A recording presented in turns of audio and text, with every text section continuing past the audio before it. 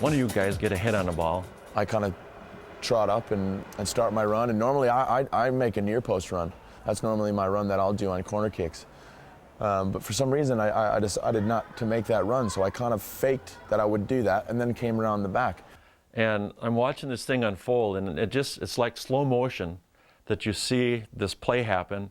And I see Jay cut around the man. Ashley Young whipped in a great cross right to where I was going, and I remember just nothing else mattered. I remember thinking, just look at the ball.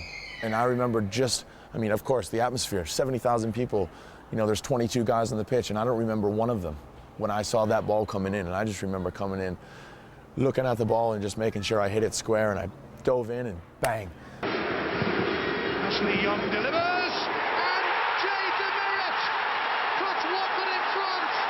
The American makes his mark in the playoff. One of many great moments, not only that have happened in the career of DeMerit, captain of the Vancouver Whitecaps, but one of many to come as well. Hello. Happy Hi, 4th Jay. of July. Yeah. Happy Independence. Yeah, man. So what do you do today? Sort of stranded in Canada on the 4th. I know. I'm missing all the parties at home and getting pictures and lake photos and stuff. I'm missing all that stuff. Fireworks. You got to have Canada Day. I did. We don't have the same fireworks or celebrations. We were in Toronto, so we didn't even get to celebrate with our own people here in It's Vancouver. really nice that your friends, though, are sending you pictures just to sort of tease you a little bit about just what rubbing you're it missing. in, as usual, as good friends always do. Yeah, so. absolutely. Now let's talk about the clip, first of all, before we get to the entire movie. What is it like for you to watch that? I'm sure you've seen it over and over again, but what an amazing moment. What goes through your head? It's always strange when you see yourself on TVs or screens or things like that, but to live those moments is amazing for me, and to replay them and again, just to watch the clip again. Yeah. I hadn't seen it in a while, and to kind of, you get that nostalgia when you start to see those clips. Let's give some context to that, because in the film, the DeMerit story, that's referred to as a £70 million, or $70 million, I guess, to make it easier for people, header. But explain your team then, what you guys were trying to achieve in that moment. Well, at that point, I was playing for a team called Watford, and we were in the English second division. And everyone that follows soccer knows that there's a lot of different tiers of professional soccer in England.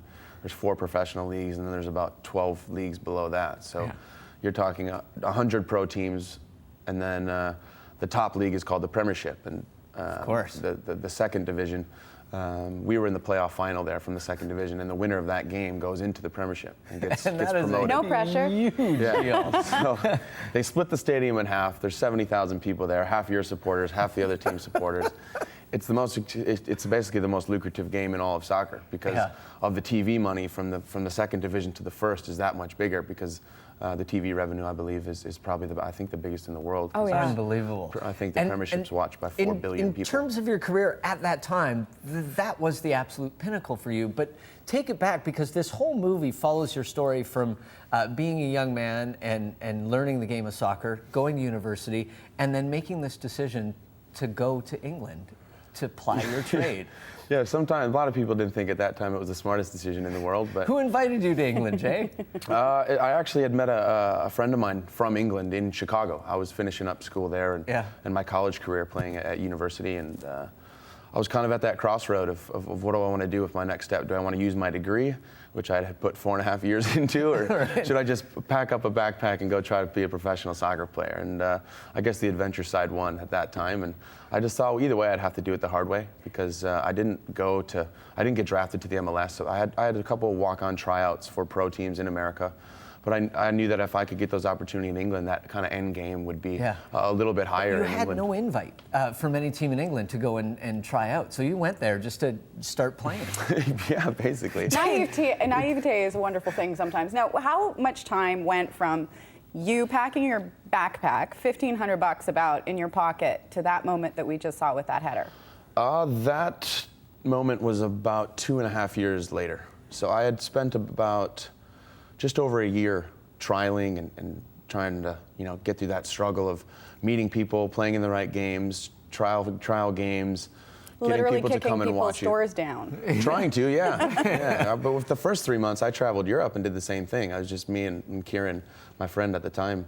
We're just traveling around Europe. We'd find addresses in certain club teams all around Belgium, France, Holland, and we just go to the training ground and knock on their doors and say, hey, can we have a little runabout? Yeah, would you be interested in giving us a trial, more or less? And did they think you were crazy? Because for people that don't understand how Did your soccer parents normally think works, you were crazy? Especially in England, or all of Europe for that matter. I mean, a lot of these guys start in the club system when they're 8, 9, 10 years old and work their way through all the way up to their premier team. Yeah, so people must have thought you were nuts, Dave. And at that time, I was 23 years old. Yeah. It's not like I was a 19-year-old kid, you know.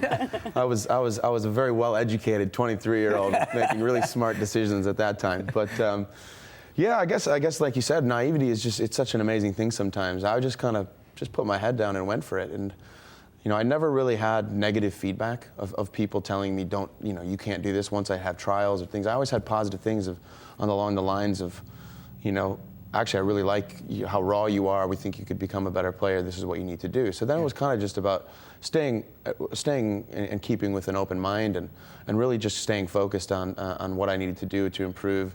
And it just happened really fast. Once I just kind of kept that attitude to keep going and then really enjoying the struggle, I guess, is the best part about it, because I didn't think it would happen in a day. I knew it wouldn't. So I knew that the struggle would be half the fun. Let's talk about the movie a little bit. Obviously, it's an inspirational story because of, you're here right now talking about it. Captain the Whitecaps, yeah. The movie, you don't have to be a soccer fan to see it. And speaking of naivete, I didn't know that this was made by a couple of your friends who had never made a movie before, and it's not quite completed. So maybe you can explain that part of thing, what you're trying to do with it, and where you're trying to go with it. Well, yeah, again, just like any of the projects I've had in my life, it starts with just do it. With just an idea, And I was about 5 or 6 months from going to the World Cup, and a guy that I played with in college, he's from California. He's an acupuncturist now, and he's always been a friend of mine and really passionate about my story. He's a huge soccer fan, and because he knew me and knew kind of hopefully that I would be at the World Cup, his friend Nick Lewis, who's the other producer on the film, it's those two guys. Nick's actually a lawyer in LA. Or so in San a lawyer Diego. and an acupuncturist walk up to They approached me with DeMerit. this idea, right? So then I'm just kind of, they're like, the World Cup's coming up. We think that the story needs to be told on a soccer level. Yeah. And because the story is very unique. I don't, they're like, I really don't think that there's been ever an American that's ever done this path. Yeah. So, and for how many millions of people that have played this sport or know about it, this is a really rare tale. So I think this needs to be told. And at first I was thinking, well, I'm still playing. It's still a bit, let's make a movie about yourself. It's kind of like, you kind of got to get past your own ego there for a second and be like, well, I'm not sure. I didn't really want to do it in the beginning. And then I talked to the right people, and they kind of just kept pushing me. And I knew that if they were going to get real footage from the World Cup or get interviews in South Africa for fans and the real energy that comes along with a once-in-a-lifetime experience like a World Cup, I'd have to wait another 4 years if I'm even at the next World Cup to get that kind of footage. And so you got to say yes. I just thought, why not? And if anything, nothing else happens, I'll at least have some kind of documentation of the journey. And that was where the real meat of the story is. It's not necessarily how once you're a pro, you're kind of like everyone else because you're a pro, and that's then the career starts there. It's the struggle. It's the story of how you get there, and that's so rare and different. And it's applicable in anything that people choose to do. I mean, I heard you say, I always got positive feedback, and I'm sure part of that is true, but I think a lot of that too is what you chose to hear and the motivation that you got from the things you heard. And that story, that idea that I can do this is applicable to anything. Absolutely, and I think, a lot of it comes with, your support systems. I had a great family. I had great friends that supported me Watch this film. I love the whole time. Calling my mom, and I'd been in England for a year, just with no stories, nothing to do, living in certain conditions, and eating beans on toast every day because that's all you can afford. And some things you can't tell your parents at times like that. So, but either way, they were always supportive. I think they're cool with it. And that's why it's fun. It's actually that's been the most entertaining part is looking back now, because during that time of my life, I was so focused on just trying to make it that I didn't think about what they were thinking about or ask them what they thought after I left for Europe the second time, still with no money in my pocket and no job. So after I've had a degree and everything like that, mom and dad want you to go and do certain things with your life, and I don't know if I was living up to their expectations at that time, but again, they were sweet enough not to tell me that and just let me go live, and thankfully I paid them back. How is the funding for the movie working? There's a screening that's happening in town that people can be a part of, but maybe explain how it works. Yeah, it's there's two different ways. We're doing a lot of fundraiser screenings right now because we don't have the full rights to do distribution, things like that, and that's where the whole money comes from. Yeah. As far as the funding It's is going. expensive to use the footage from Yeah, EPL. if you use the footage from the Premiership, it's 20 grand a minute. If you use World Cup footage, it's 50 grand a minute. Wow. Now, if you Just want to like put that our into show. a distribution level, Right. you know, we need to raise that kind of funding, and we're doing it through a crowdfunding source called Kickstarter.com. It's basically where people come with an idea of a fundraising idea. You put it out to the public, and if they like it, they donate. And that's kind of, we thought that it would fit the story. You know, That's we such a thought cool that would be idea. an And you interesting guys way are over do it. halfway there to your fundraising goal, and the Southsiders are doing a great fundraiser as well, Thursday, July 7th at the Rio Theater. So you can go and you can check out the movie before it's been distributed and everything, so you can apply for membership to the Southsiders. It's actually this Northsiders. one's the Northsiders. This is the Northsiders. I was We like, love both the supporters groups. yeah, we but love this both one- the siders. This but one is You're going to coming. start a war, Eckford. This one's coming from the North side. So you can join the Northsiders and go through the website. I have to ask really quickly as well, you guys have a game coming up Wednesday. I know you left the game in the 62nd minute, I believe it was, against Toronto. Dude, how's your groin, man? Yeah, it's not really the best thing to talk about sometimes in the groin area, but it's been an up and down roller coaster with my leg so far this season, but it's not a horrible injury, so I don't know if I'll be fit for Wednesday, but I can't Getting imagine there. it's going to be Just too a long. little frustrating, I would imagine. Super frustrating. You know, we've had, again, our season alone has been a little bit frustrating at times, some ups and downs. We've played some great results at home.